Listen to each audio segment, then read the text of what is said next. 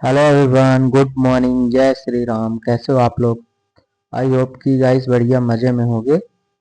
तो कैसे चल रही गाइस आप लोगों की ट्रेडिंग जर्नी सीखने वाली, है ना? सीखने वाली आप लोगों की जर्नी कैसी चल रही है बताओ।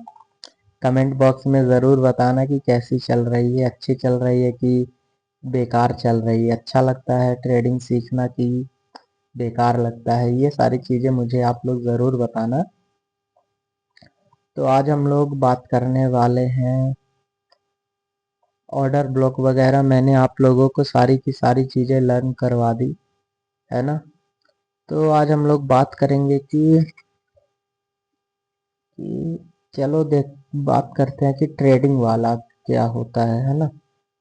ट्रेडिंग जिसमें करते हैं, ट्रेडिंग करते किस में है, किस चीज़ में करते हैं, है ना?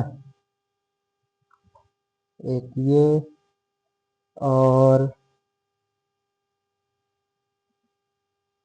एक ये वाला हो गया। तीन तरह की ट्रेडिंग में तीन तरह के रहते हैं, है ना? एक रहता है, लिखते जाना आप लोग, नोट कर लेना, है ना? ये फॉरेक्स है, ये फॉरेक्स, ये फॉरेक्स ट्रेडिंग है। और ये क्रिप्टो, ये क्रिप्टो ट्रेडिंग का है। और ये इंडियन मार्केट है, IN। बाकी बहुत सारे ट्रेडिंग करने के वो रहते हैं, है ना? कि जैसे नैस्डैक हो गया, चाइनीज वाली करेंसी में ट्रेड कर सकते हैं हम लोग, लेकिन मैन वाले तीन होते हैं। मैन वाले जो रहते हैं तो तीन होते हैं। एक अपना इंडियन मार्केट का, है ना, जिसमें हम लोग ट्रेडिंग करते हैं बैंक निफ्टी वगैरह में। और एक क्रिप्टो आता है जो बिटकॉइन वगैरह रहता है। और ये जो फॉरेक्स आता है इसमें करेंसी पेयर्स रहती हैं, है ना? करेंसी पेयर्स मैंने आप लोगों को पिछली वाली वीडियो में बताया था कि अपने इंडिया की करेंसी और US की करेंसी दोनों को कंबाइंड करके, है ना, दोनों को कंबाइंड करके क्या बनेगा? पहले अपना INR है, ठीक है ना? INR हो गया। और उसके बाद US डॉलर, है ना? तो अब ये दोनों और एक एग्जांपल बताता हूँ। जैसे जापान का JPY पेयर्स हो गया। और अपना INR हो गया, INR, ठीक है ना?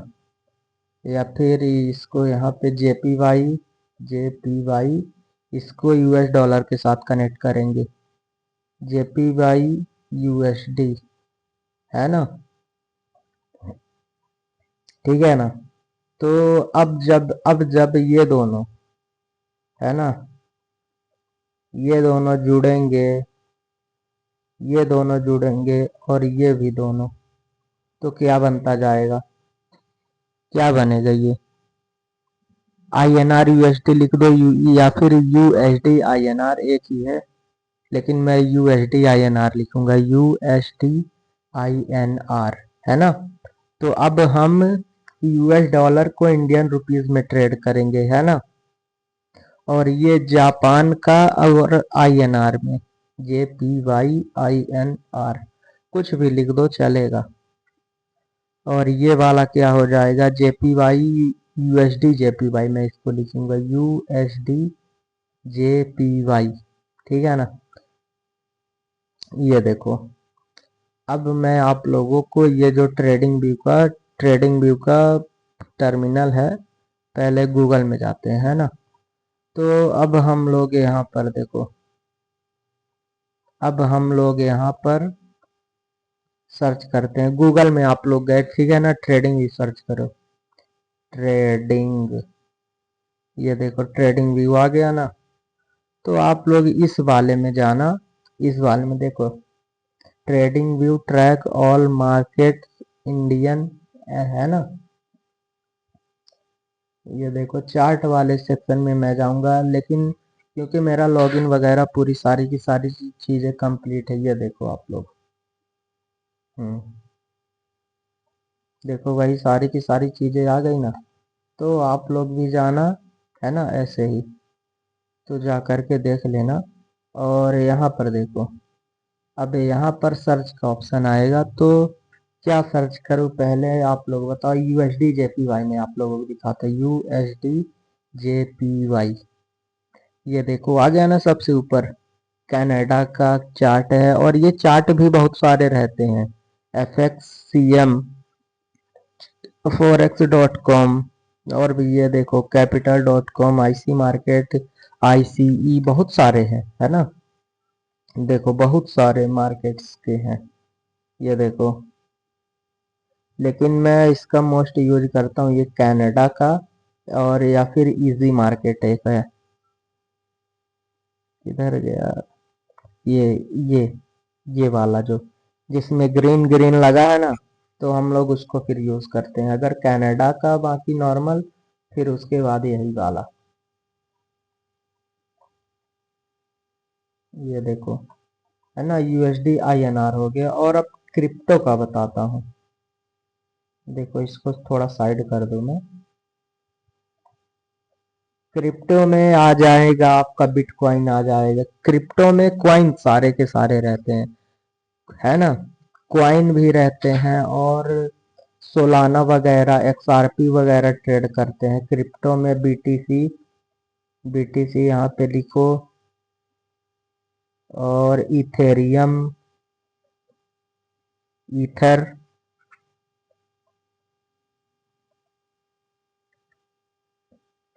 ईथर लिख दो। इथेरियम है, इथेरियम हो गया। SOL, सोलाना हो गया, है ना। और XRP हो गया, XRP, ये देखो। और अब हम लोग इसको सर्च करते हैं इस पे, XRP देखते हैं पहले, XRP। ये देखो XRP आ गया ना। इसका चार्ट देखते हैं हम लोग कि इसका चार्ट रहता कैसे है। नहीं, इसमें अभी अभी नहीं दिखेगा, क्योंकि बहुत सारे मैंने इसमें जोड़ करके रखे हैं। XRP हो गया, US ऑयल आ जाता है आपका। US ऑयल ये भी आ जाएगा, है ना। देखो, और अपना इंडियन वाले में हो गया निफ्टी, बैंक निफ्टी आ जाएगा, BANKNIFTY, बैंक निफ्टी।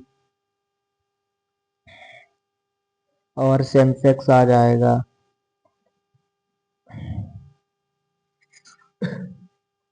सेंसेक्स है, मिड कैप है, निफ्टी मिड कैप है, मिड कैप, है ना। इसी तरह से देखो, तीन बेस में हम लोग ट्रेडिंग करते हैं, है ना। एक तो इस वाले में, USD, ये करेंसी पेयर्स में। और एक बिटकॉइन में, मान लो जस्ट फॉर एग्जांपल बिटकॉइन। और ये वाला निफ्टी, बैंक निफ्टी, इन सब चीजों में, है ना। और अब एक चीज मैं आप लोगों को बताता हूँ। ये जो USD JPY का रहता है ना, तो हम लोग जो USD JPY के उसको बाय करते हैं ना, तो उसको हम लोग एकदम लॉन्ग टर्म तक होल्ड करके रख सकते हैं इसको। और इसमें जो पैसे, जैसे 10 रुपए का आपने बाय किया, तो आगे चल के 15 रुपए का भी हो जाएगा, तो उसमें से 5 रुपए का प्रॉफिट आपको मिल जाएगा, है ना। और इस वाले में जो रहता है, ये जस्ट US ऑयल के उसको हमने बाय किया, इसमें कॉन्ट्रैक्ट रहता है ना। इसमें कॉन्ट्रैक्ट रहता है, और उसका वीकली एक्सपायरी रहता है। डेली डेली एक्सपायरी नहीं रहता, वीकली एक्सपायरी रहता है, मंथली एक्सपायरी रहता है। यानी कि जस्ट सपोज कि आपने एक कॉन्ट्रैक्ट को बाय किया जिसकी जिसकी कीमत है 200 रुपये, ठीक है ना। 200 रुपये उसकी कीमत है।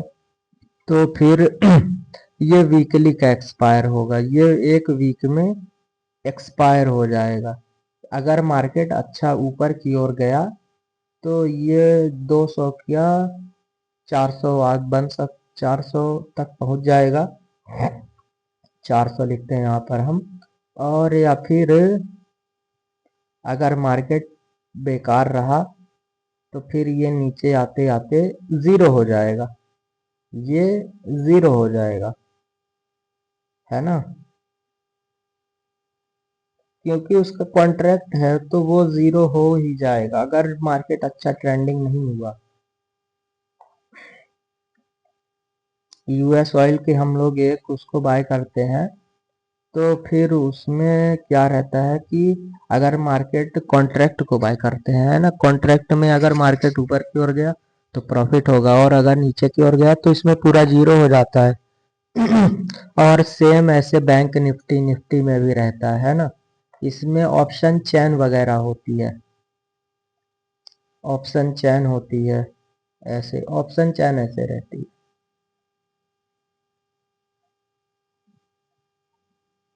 ये देखो, यहाँ पर मैं लिखता हूँ 25,000, 2500, 25,000, और इधर साइड लिखता हूँ 24,800। 25,000 क्योंकि यहाँ पर है ना। तो बैंक निफ्टी में क्या रहता है, देखो बैंक निफ्टी में भी हम लोग इनके प्रीमियम पर ट्रेड करते हैं। 25,000 वाले पॉइंट पर जाएंगे, फिर यहाँ पर एक 100 रुपए का प्रीमियम दिखेगा, 200 रुपए का प्रीमियम दिखेगा, तो हम लोग उसको बाय करते हैं या फिर सेल करते हैं, है ना। सेल करने का तो सोच भी नहीं सकता नॉर्मल आदमी, क्योंकि देखो उसको सेल करने में, एक लॉट को सेल करने में कम से कम 1.5 लाख रुपए लगता है ना। 1.5 लाख रुपए लगता है एक लॉट को सेल करने में, निफ्टी हो या बैंक निफ्टी के, एक लॉट को उसको सेल करने में लगेंगे इतने सारे, कम से कम 1.5 लाख रुपए। इसमें थीटा डीके वगैरह भी रहता है। थीटा डीके, देखो इसमें थीटा डीके का मतलब जानते हो क्या होता है, मैं बताता हूँ आप लोगों को। अभी जैसे मैंने एक्सपायरी के बारे में बताया ना, तो कोई प्रीमियम 200 रुपए का रहता है, 200 रुपए, है ना। और ये एक हफ्ते के लिए है, 1 वीक के लिए, 1 वीक, एक हफ्ते के लिए, ठीक है ना गाइस। तो अब क्या होगा अगर मार्केट साइडवेज रह जाता है, अगर मार्केट साइडवेज रह जाता है, यहाँ पर एक रेंज बनाया है ना, तो रेंज के अंदर ही घूमता रह जाएगा और पूरा वीक गुजार देगा वो, है ना, कि पूरा पूरा हफ्ता बिता दे, पूरा हफ्ता जब वो बिता देगा तो मार्केट यहाँ से ऊपर, ना तो ऊपर की ओर जाएगा ना तो नीचे की ओर, है ना। तो फिर वहां पे थीटा डीके का जो रहता है ना, थीटा डीके देखो, थीटा डीके वो होता है, यही जो प्रीमियम का जो वैल्यू रहता है ना, तो थीटा डीके की वजह से वैल्यू उसकी घटती रहती है। आज अगर 200 रुपए है तो फिर वीक के लास्ट दिन तक में वो जीरो भी हो सकता वीक के लास्ट दिन तक में वो जीरो भी हो सकता है ना, लास्ट दिन में, LST, लास्ट दिन में वो जीरो हो जाएगा, है ना। लास्ट दिन क्योंकि उसका कॉन्ट्रैक्ट खत्म हो जाएगा, लास्ट दिन उसकी एक्सपायरी रहेगी, इसलिए आप लोग देखे होंगे कि वीकली एक्सपायरी बताया जाता है, मंथली एक्सपायरी बताया जाता है ना। तो मार्केट जब यहाँ से चला तो वो 25,000, देखो 25,000 के ना तो 25,000 वाले लेवल को ना तो ऊपर की ओर तोड़ा ना तो नीचे की ओर। तो थीटा डीके ये होता है, थीटा डीके से सेलर्स को बहुत फायदा होता है ना। जो मार्केट में सेल करके बैठा रहता है ना, तो सेल करने वालों का थीटा डीके नहीं लगता है, बाय करने वालों का लगता है ना। जो 25,000 वाले पॉइंट को, ये जो 200 रुपए का प्रीमियम है ना, इसको जो कोई भी बाय करेगा तो इसमें थीटा डीके उसका डेली कटता रहेगा, 2 पैसे, 4 पैसे, 2 रुपए, 10 रुपए, इस तरह का। और जो सेल किए रहता है, सेल करने वाले देखो 25,000 के लेवल को सेल कर दिया तो 25,000 से 26,000 मार्केट अगर चला गया तो इसको लॉस हो जाएगा। और अगर 25,000 से 24,000 चला गया तो इसको प्रॉफिट प्रॉफिट तो हो ही जाएगा। लेकिन अगर 25,000 के लेवल को नहीं तोड़ता है ना, देखो 25,000, 26,000 वाला पॉइंट ये रहा, 24,000 वाला पॉइंट ये रहा, तो फिर यहाँ पर अपने सेलर्स को प्रॉफिट हो जाएगा, सेलर्स को प्रॉफिट हो जाएगा इस वाले सेक्शन में, है ना। तो इसलिए देखो बिग प्लेयर्स जो रहते हैं ना मार्केट में, जो मार्केट को चलाने वाले रहते हैं, तो वो ज्यादातर सेल करने में इंटरेस्टेड रहते हैं, है ना। देखो मार्केट में इतनी इतनी मशक्कत के बाद यहाँ पर देखो आप लोग,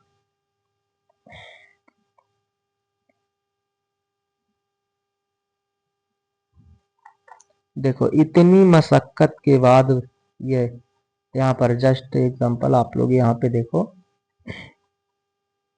इतनी मशक्कत के बाद यहाँ पर देखो फिर से गिरा, फिर से गिरा, फिर से गिरा, बार बार गिर गिर के मार्केट चढ़ रहा है ना। अब वहीं पे देखो, अब जब बिग प्लेयर्स इंटर होते हैं मार्केट में, कि जो ये हेज फंड वगैरह वाले रहते हैं ना लोग, बड़े बड़े इंस्टीट्यूशंस जो बैंक वगैरह होते हैं, अब जब वो मार्केट में इंटर होते हैं तो क्या होता है, देखो इतनी बड़ी कैंडल बाइंग के सेक्शन में आपने बनती देखी है, देखो इतनी बड़ी कैंडल है कहीं पे, है कहीं पे, देखो बताओ। इसको मैं जस्ट डिलीट किए देता हूँ। अब बताओ आप लोग, है क्या यहाँ पे इतनी बड़ी कैंडल, है क्या। ये होता है जब बिग प्लेयर्स मार्केट में इंटर होते हैं, जब बिग प्लेयर्स मार्केट में इंटर होते हैं तो मार्केट पूरी तरह से क्रैश होता है या फिर ऊपर की ओर जाता है। देखो इतना इतना भयंकर मूवमेंट,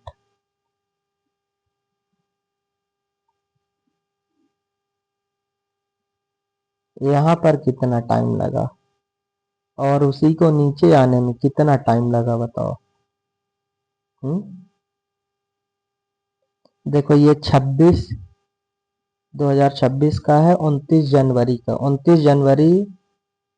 29 जनवरी से मार्केट गिरा है 2 फरवरी तक, 29, 30, 31, 1, 2, 4 दिन में, 4 दिन में इतना मार्केट गिरा है।